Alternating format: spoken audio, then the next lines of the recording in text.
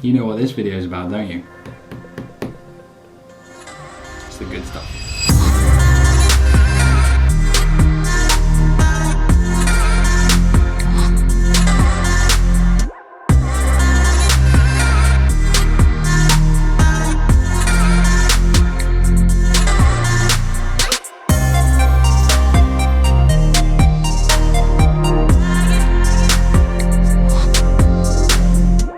Hey guys, and welcome back to another video. If you're new to my channel, my name is Ben Kapoor. I'm a landscape and travel photographer, and I travel around and document everything I do on YouTube with regards to landscape photography, tips and tricks. And today you've landed on a really good video. It's a what's in my camera bag video, if you haven't already guessed from the title. I like to do these videos every year or so because every now and again I've got new lenses and new bits and bobs in my bag. I like to tell you guys what I am using. So first things first is the bag. It's a heavy one, but I'm rocking the Shimoda Explore 40, and I've been using this bag now for probably about a year. It's an amazing bag. I'm just blown away by how great these bags are. They're so comfortable. My bag's pretty heavy. It's probably about 12 or 15 kilos most of the time when I'm carrying 2 cameras, maybe 3 or 4 lenses, 2 tripods, a drone, supplies for the day, water, food, etc. Probably up to 14-15 kilos. And I don't feel this thing on my back. It's so good, and it's waterproof. It's just amazing. Really good bag. I got the bag in what I think is their flagship color. If I think Shimoda bags, I think this color. That's why I really wanted it. I think it's called Sea Pine or something like that. I do have a 10% discount code. If you want to grab anything from Shimoda, just put Kapur10, K-A-P-U-R 10 at the checkout and get yourself 10% off. So this is my Explore 40, and yeah, let's dive into the back. So the best thing about this bag, I find, is when you put it down on the floor is the back access. You can get everything safely around the back of your camera bag, and I just love that. It's really good as well. It feels so good. And now we're into all the good stuff. So let's just talk quickly. My main camera is that camera there. It is the Lumix S1R. I'm very fortunate to be an ambassador for Lumix UK, and I get to use their Lumix cameras, and this is my Lumix S1R that you are shooting on now. And I've had this camera for probably nearly 2 years now, and the image quality is just phenomenal. It really is amazing. It constantly blows me away. The low light performance blows me away, and how sharp it is just amazing. And it's really nice being up there with 47, I think it's 47 megapixels, because it allows me to crop and change things around a lot if I need to. So I use the Lumix S1R. It's an amazing camera for my landscape photography, and hopefully I can use it for years and years to come. So moving on to lenses. The lens that you guys are on at the moment is the 24-105 f4. It's the kit lens that comes with the Lumix S1R if you buy it as a bundle, and yeah, I've had it from the start, and it's probably one of my favourite lenses for woodland photography. I did use it pretty much all the time when I started out because I didn't have any other lenses, but now I've got a bag full of lenses. But I use that lens most of the time for my woodland photography because it's got a really nice focal range in around like 40, 50, 60, 70 mil is pretty perfect really for woodland photography, and that's why I carry that lens around with me pretty much all the time. And it's nice to have because it's kind of like a go-to lens. If you're at a new location, you kind of pop that one on, and then you can play around with different focal ranges to try and find different compositions in and around the landscape. So I like to always keep that lens in my bag all the time, just in case. And it's not too heavy, it's not too bulky, and it's just worth being in my bag all the time, just in case. So moving on to other lenses, and probably my favourite lens in my bag at the moment is the 16-35 f4 from Lumix. This is their Pro lens, and it is stunning. Nice and light. It doesn't really weigh anything actually. It really surprised me when I got it, how light it was compared to the other lens and that lens there.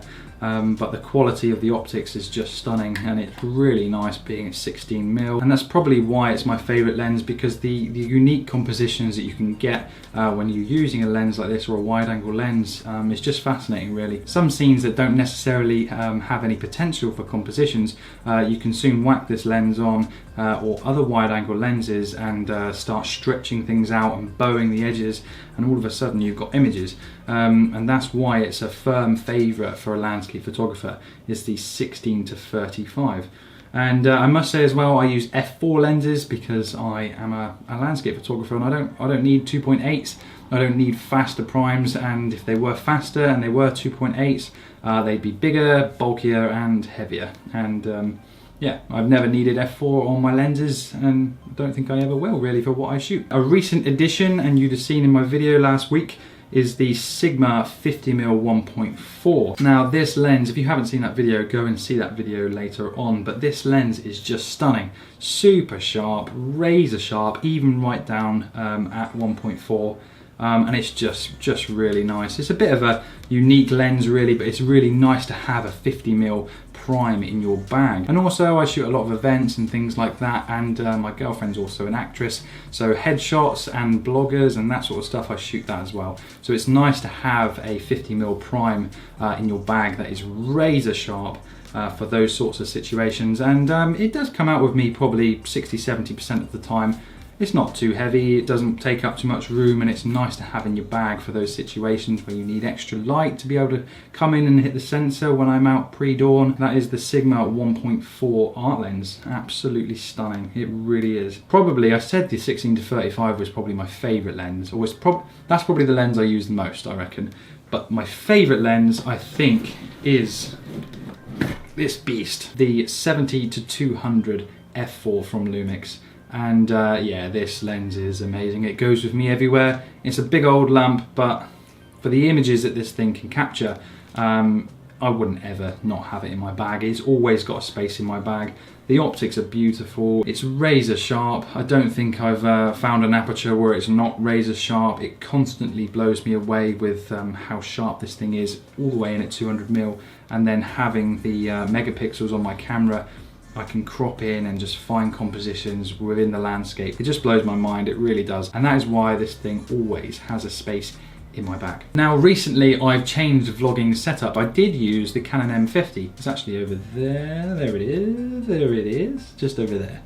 I did use that for probably about a year, but I really wanted to up the game with my videos on YouTube and for my B-roll sequences, and also to help with low light, because most of the time I'm out around about sunrise or after dark, and the Canon M50 did struggle a little bit with noise when it started to get dark, and I needed something that was a video camera that would be able to handle the low light and cope a lot better in those darker situations. And yeah, very fortunate to have the Lumix GH5. This camera is used by many videographers even nowadays. It's quite a few years old now, the GH5. I'm not quite sure how old, but it's been around for quite a while. But I know several videographers that still rock these things and still use them on a day-to-day basis, and it is amazing. The low light performance is just amazing. It's razor sharp. It gives my videos like another level of cinema. It just makes them look a lot more cinematic, and it just helps me with regards to making videos, making them look a lot better for you guys. It's got a 12-60 lens on here with a variable aperture. I can't remember what's on it. 3.5 to 5.6. The sensor is a micro four thirds, and surprisingly it lets in an amazing amount of light, and it can handle the dark scenes and noise so well.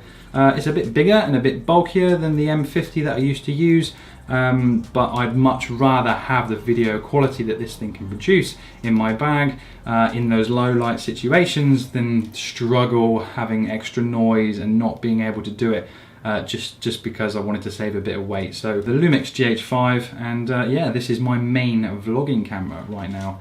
Absolutely awesome, I love it to bits.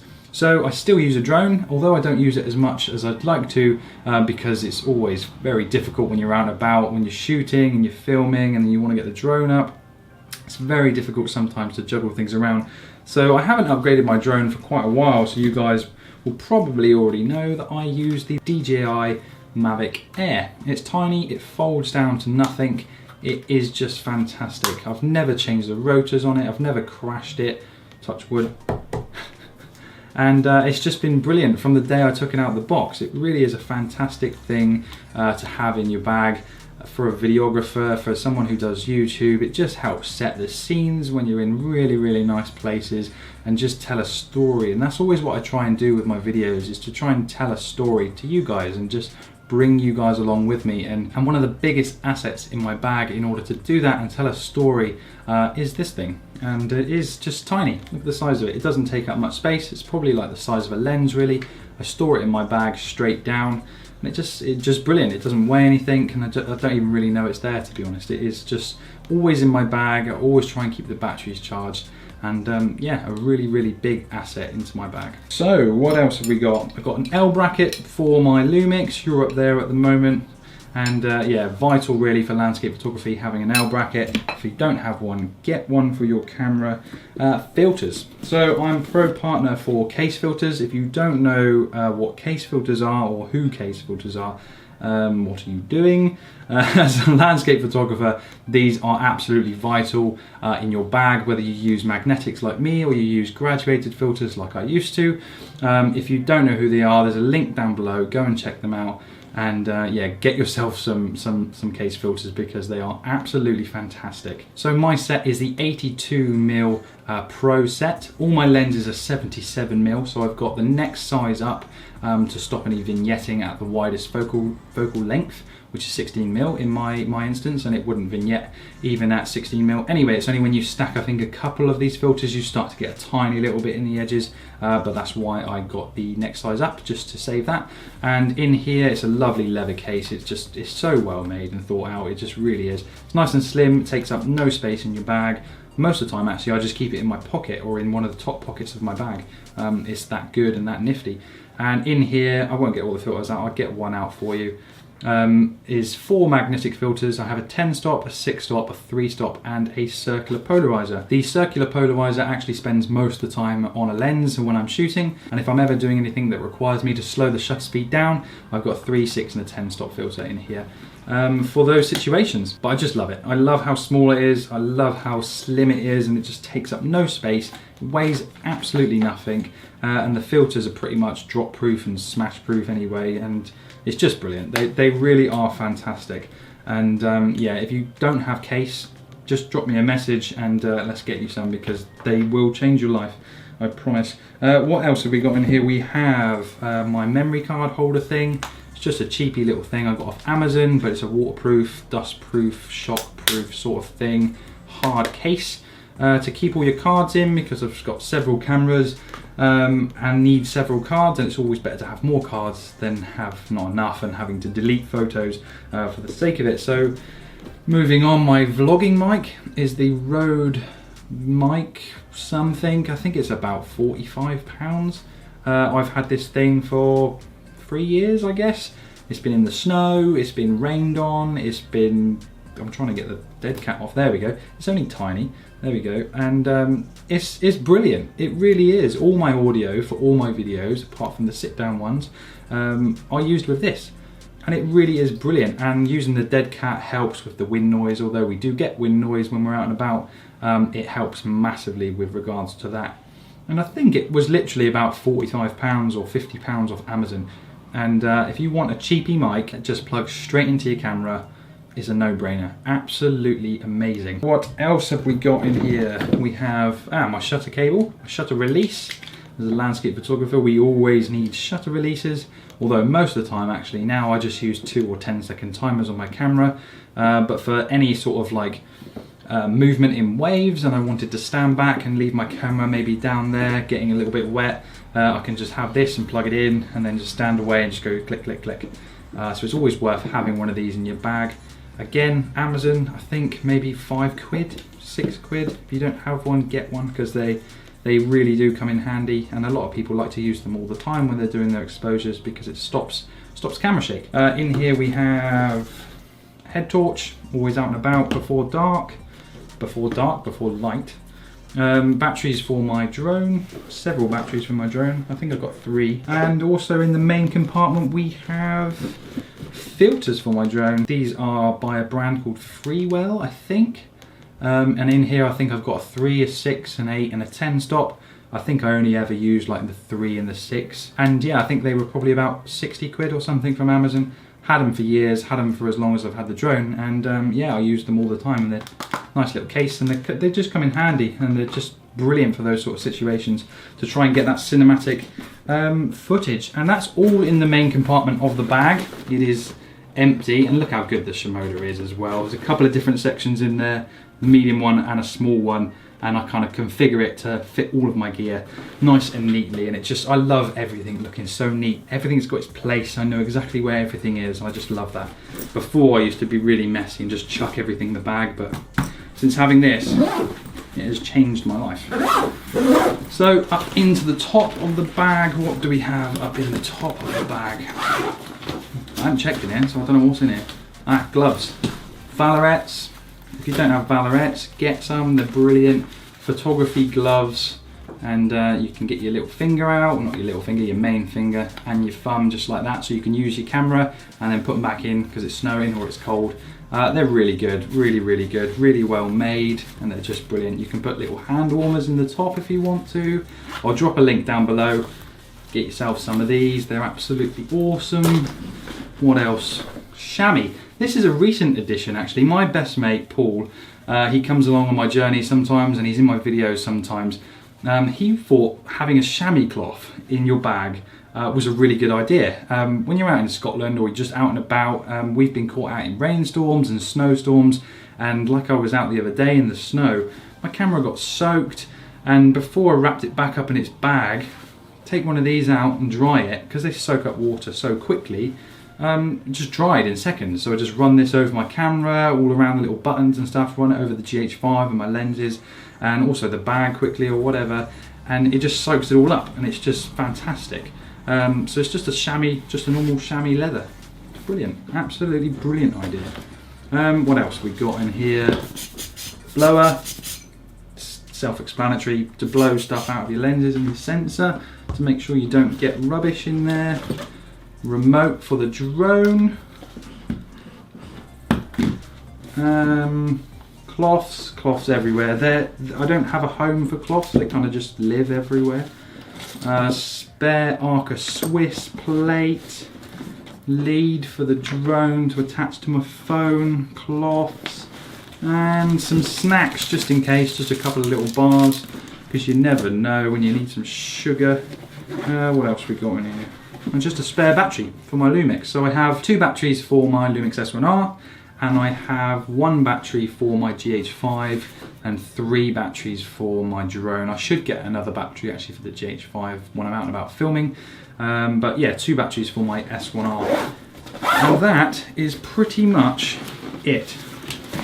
Yep, that is it. This bag is fantastic. What I love the most about it actually is the tripod holder on the side of the bag here. You can just run the zip up like this, and out comes this massive pocket. You can use it for a tripod, or you can use it for a bottle of water, or just anything. And out comes a big pocket like that, and you can just drop your tripod in and strap it to the side of the bag with the straps.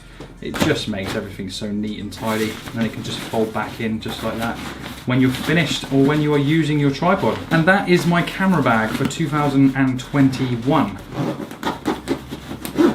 I love gear. I love gear, I love getting new bits of gear, I love everything about it. I love playing around with it in different settings and just configuring my bag and making it look neat and tidy. I'm a bit funny like that, but it's just so nice and rewarding when everything's set up properly and you've got everything and it's just neat and tidy and clean and you know exactly where everything is. So that is my camera bag for 2021. I hope you guys have enjoyed it. I hope you've got some inspiration for extra little bits that I carry around, or things and snacks and stuff like that, and bits and bobs, and it helps to yeah, influence you with what you put into your bag. One of the biggest things I think is the chamois. I think it's a brilliant idea just having that in your bag, and you can just wrap your camera up in it, nice and dry, simple. So I'm going to wrap this one up here. I hope you guys have enjoyed this one. Oh, just quickly actually, me and one of my other best mates, Tim Monaghan, if you don't follow Tim, go and follow Tim, but we have set up a Facebook page called Landscapes of the South. If you are like me and you live down in the south and you photograph the south of England and you want to join a new Facebook group, come over and join our Facebook group. It's full of like-minded people, nice kind individuals posting nice photos, and we just kind of just help each other out and just chat photography basically and chat images. And yeah, I'll drop a link to that down below as well, so I hope to see you guys over there. So if you haven't subscribed to my channel, please do consider clicking subscribe below. Give us a like, it's the best thing you can do for my channel. Drop us a comment, and I will see you guys in the next one.